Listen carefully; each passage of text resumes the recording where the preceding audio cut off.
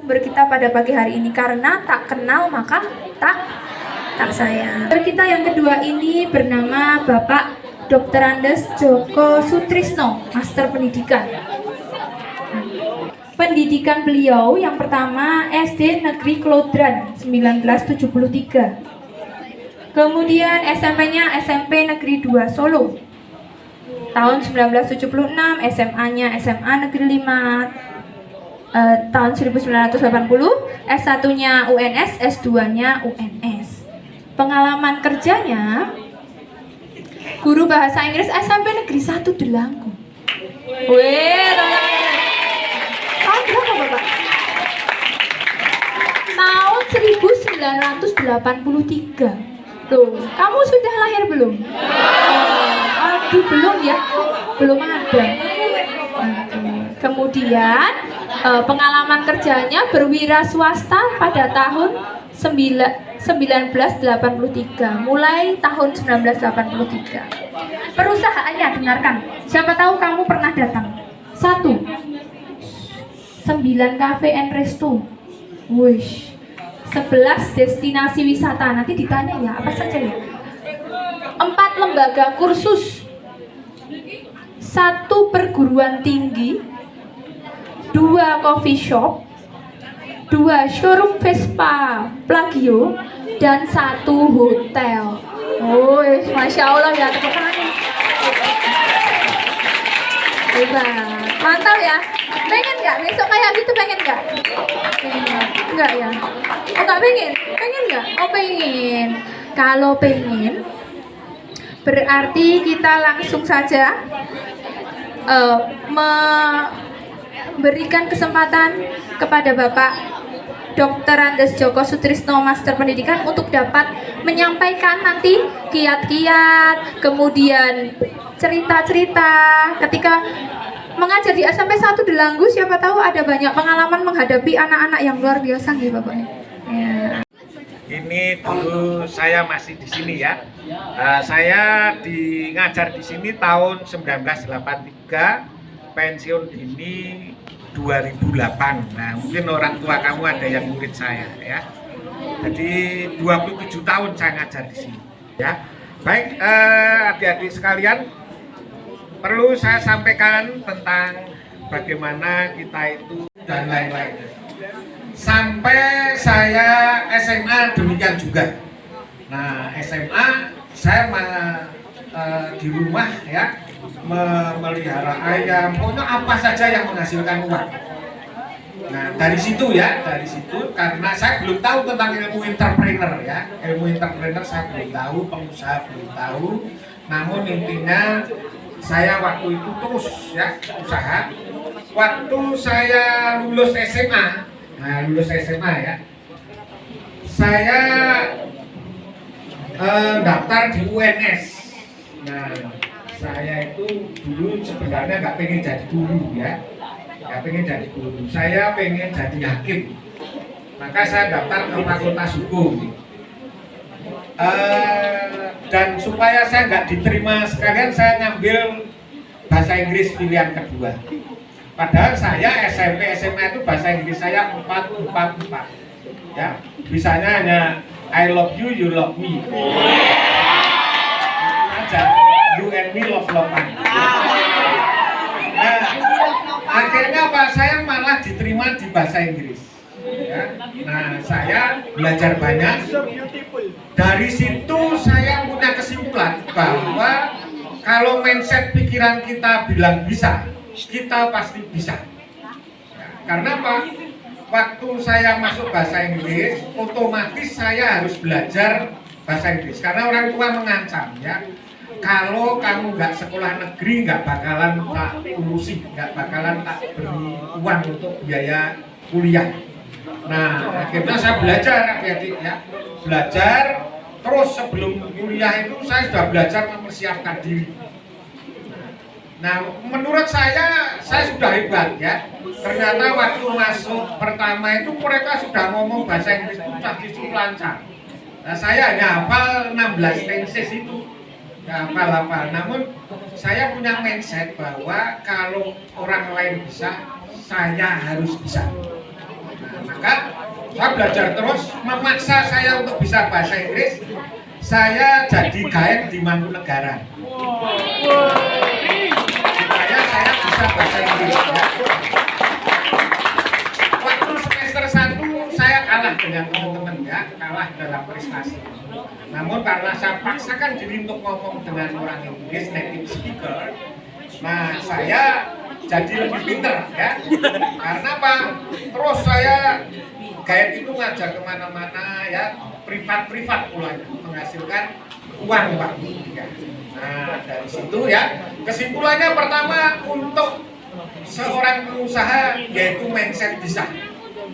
Kalau Pak Joko bisa, saya harus bisa. Kalau Abu Rizal Bakri bisa, saya harus bisa. Mindset itu dulu ya. Kenapa adik-adik sekalian perlu kita simpulkan ya, kalau saya teruskan PNS, gaji saya 5 juta ya, 10 tahun ngumpul 60 juta ya. Sampai pensiun mungkin ngumpulnya 250 juta. Itu kita tidak makan dan minum. Nah, tidak makan dan minum. Nah, dari saya merintis usaha itu 250 juta itu hanya saya peroleh dalam waktu 2 jam saat ini ya.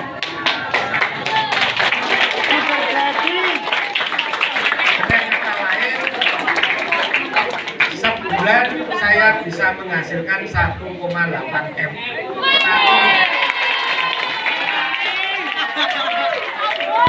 Oleh karena itu, adik-adik sekalian, saya yakin saudara bisa. Saudara bisa. Kenapa?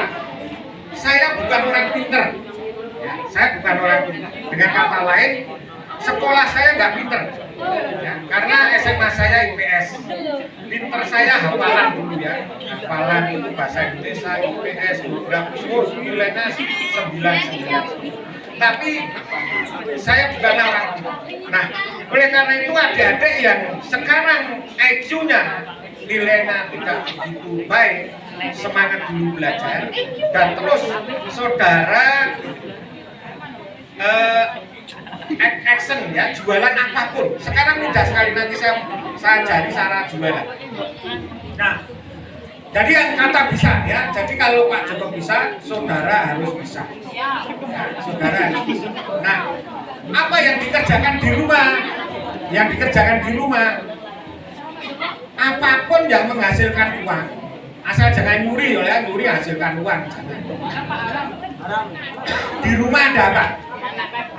Di rumah ada kebun yang kira-kira nganggur ditanami. Gini ya, seorang pengusaha sukses itu karena jam terbang. Karena semakin lama dia pengalaman cari uang, maka dia sangat tajam dalam melihat peluang. Ya. Maka untuk jadi pengusaha jangan menunggu nanti setelah lulus. Seperti saya dulu SMP kelas 1 sudah jualan es, nanam pepaya, nanam pisang, ya, memanfaatkan tanah-tanah nganggur.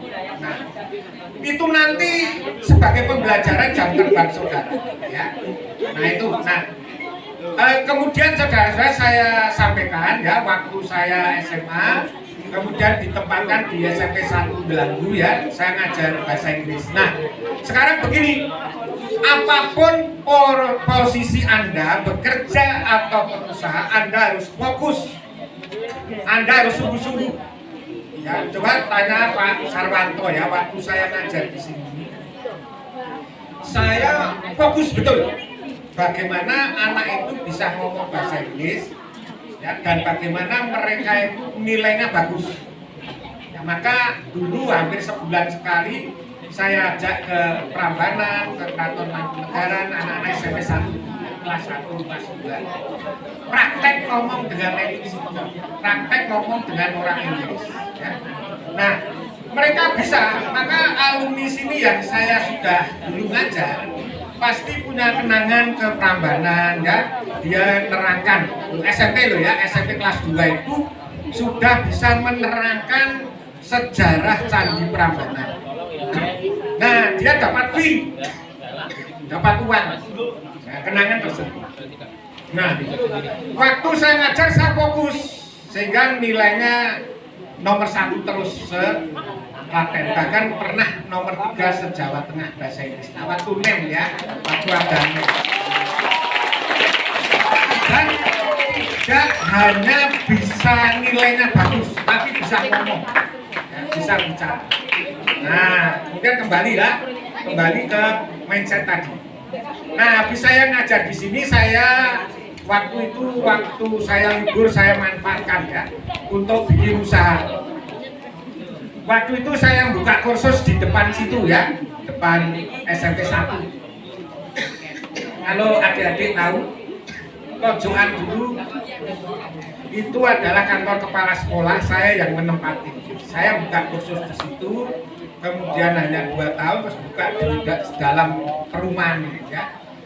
Nah, kemudian saya buka di Solo ya, di Jalan Ahmad Yani. Di sana tahun 1990 ya. Kemudian kursus saya apa? Tidak hanya bahasa Inggris, kursus bahasa Inggris, komputer, pramugari, perhotelan, floating hotel ya, atau kapal pesiar. Nah, dari Solo saya mendirikan di Semarang. Semarang saya mendirikan di seluruh provinsi Kalimantan, seluruh provinsi, kota-kota provinsi ya, Sulawesi, dan kota-kota besar Jawa. Kursusnya ya, kursus. Jadi usaha pertama saya itu kursus. Nah, setelah kursus saya, nanti kita akan cerita mindsetnya ya. Setelah kursus saya mendirikan rumah makan. Rumah makan saya yang pertama di Kalimantan Selatan. Nah, biasanya pesaing itu tidak mau ngajari. Kita belajar ke karyawannya. Datang ke rumahnya, tanya-tanya. Itu yang saya lakukan. Jadi, kalau Anda ingin sukses, harus ngagumi orang yang sukses. Jangan sirik, ya. Jangan sirik. Terus pembelajar, yang kedua, yang ketiga, 4 ya, yakin. Ya. Jadi adik-adik sekalian, kalau saat ini saudara sudah terbentuk mindset nanti ingin jadi pengusaha, ya. Jadi kalau ingin berusaha itu adik-adik sekalian, penghasilannya itu nggak terbatas, nggak pasti ya. Besok kadang dapat 10 juta, besok 1 miliar, nggak pasti. Ya. Nah, oleh karena itu sudah waktunya orang-orang Indonesia generasi muda seperti saudara memulai dari kecil usaha apapun ya, yang produktif. Nah, jadi kenapa kebanyakan pengusaha di Indonesia gagal dan tidak berhasil? Karena nggak produktif. Uang penghasilannya 5 juta, pengeluarannya 6 juta. Nah, yang produktif tadi apa? Rumus 50 20 15 5 5 5. Ditabung, habis ditabung ngumpul, menambah modal, buka cabang, itu yang saya lakukan. Ya, saya tabung, beli tanah sebelahnya 3000 meter, beli terus. Nah, itu ya. Nah, yang ketiga, yang kelima peluang. Orang yang mudah menangkap peluang. Nah, ya, yang mudah menangkap peluang. Pertama, selalu berkomunikasi dengan teman-teman yang punya mindset entrepreneur, ingin jadi pengusaha. Kalau saudara ingin, maka sekolah ini harus dibentuk komunitas ya, embrio entrepreneur. Nah, nanti ngumpul-ngumpul sharing-sharing. Kalau adik-adik ngumpul sama-sama ingin jadi pengusaha, itu luar biasa dampaknya. Pasti saling mempengaruhi. Aku kemarin baca di internet loh, orang jualan ini hasilnya sekian, orang jualan ini hasilnya sekian. Nah, pasti akan luar biasa. Dan sekali lagi yang kata yakin, saya pernah ya. Nah, maka pengusaha itu harus yakin ya. Kalau ingin jadi pengusaha itu harus yakin. Jangan pernah tidak yakin. Kalau tidak yakin pasti gagal.